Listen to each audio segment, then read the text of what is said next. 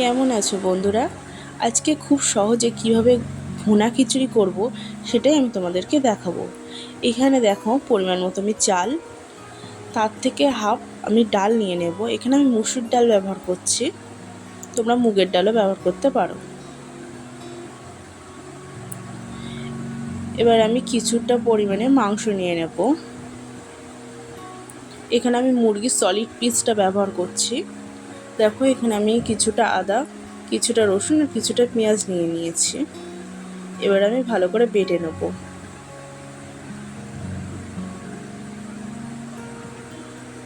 শিলে বাটার মশলাটা বেশি টেস্টি হয়, তার জন্য এখানে আমি শিলে বেটে নিচ্ছি মশলাটা। দেখো এখানে আমার গরম মশলা লাগবে, তাই গরম মশলাটাও বেটে নিচ্ছি। এবার আমি কড়াইটা বসিয়ে দেব। এবার কিছুটা পরিমাণে আমি সাদা তেল দিয়ে নেব। এখানে তোমরা সর্ষের তেলও ব্যবহার করতে পারো।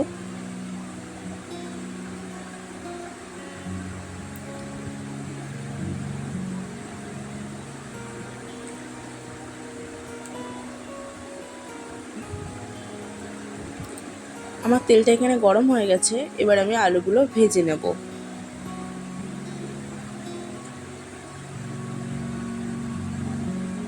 তোমরা আলু এখানে সিদ্ধ করেও ভাজতে পারো, আমি এখানে সিদ্ধটা করিনি, আমি অল্প আঁচে ভেজে নেব। আর কিছুটা খিচুড়ির মধ্যে দিলে সিদ্ধ হয়ে যাবে।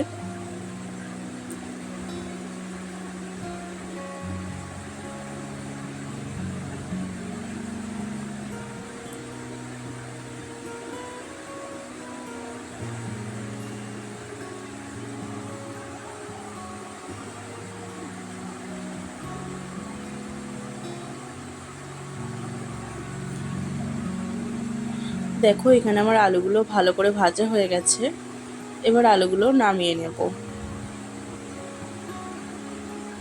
এবারে ওই তেলের মধ্যেই আমি পেঁয়াজ দিয়ে দেব আর 3টে কাঁচা লঙ্কা আমি দিয়ে দেব।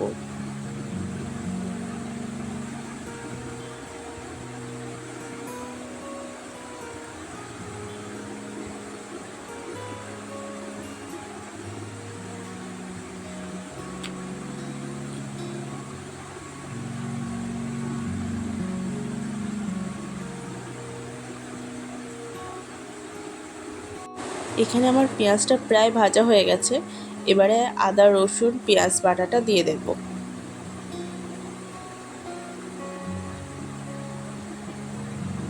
এবার সব কিছু ভালো করে কষিয়ে নেব।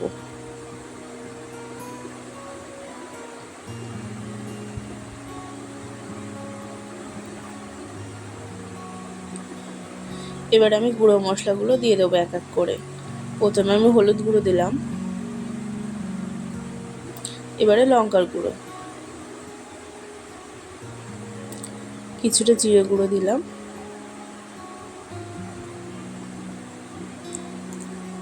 পরিমাণ মতো লবণ দিয়ে এবার ভালো করে মাখিয়ে নেব।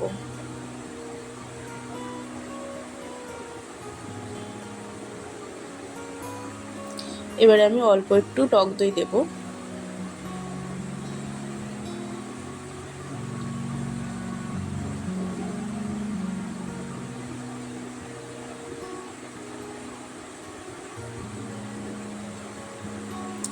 মশলাটার থেকে তেল ছাড়া শুরু হয়ে গেছে, দেখেছো মশলা থেকে কতটা তেল ছেড়েছে। এবারে মাংসটা দিয়ে দেব।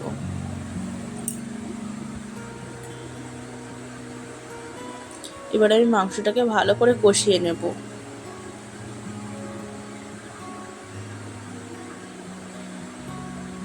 দেখো এখানে আমার মাংসটা ভালো করে কষিয়ে নেওয়া হয়ে গেছে। এবার আমি জল দিয়ে দেব। এখানে আমি জলের পরিমাণটা একটু অল্প করেই দিলাম, পরে আর একটু দেব। মাংসটা সিদ্ধ হওয়ার জন্য এই জলটা অল্প করে দিলাম। দেখো সেখানে মাংসটা সিদ্ধ হয়ে গেছে। এবার আমি চাল ডালটা দিয়ে দেব।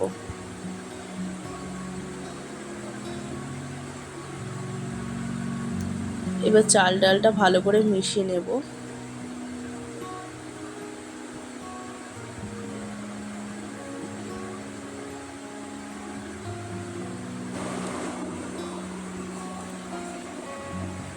এবার কিছুটা স্বাদ মতো লবণ, কিছুটা জিরে গুঁড়ো আর কেওড়ার জল।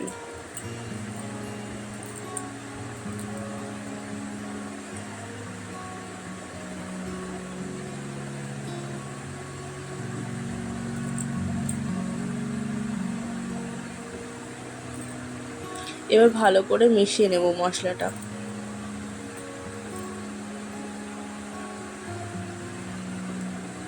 অল্প পরিমাণে চিনি দিলাম আমি এখানে। এবার আলুগুলো দিয়ে দেব। আমি এখানে গরম মশলাটা দিয়ে দিলাম, দিয়ে ভালো করে মিশিয়ে নেব সব কিছু একসাথে। দেখো এখানে আমার জলটা শুকিয়ে গেছে।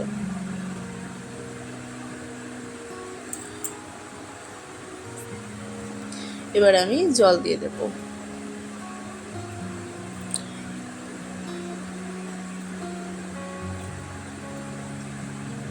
যেহেতু এটা পুরো সিদ্ধ হবে, তাই জলের পরিমাণটা একটু বেশি করেই দিতে হবে।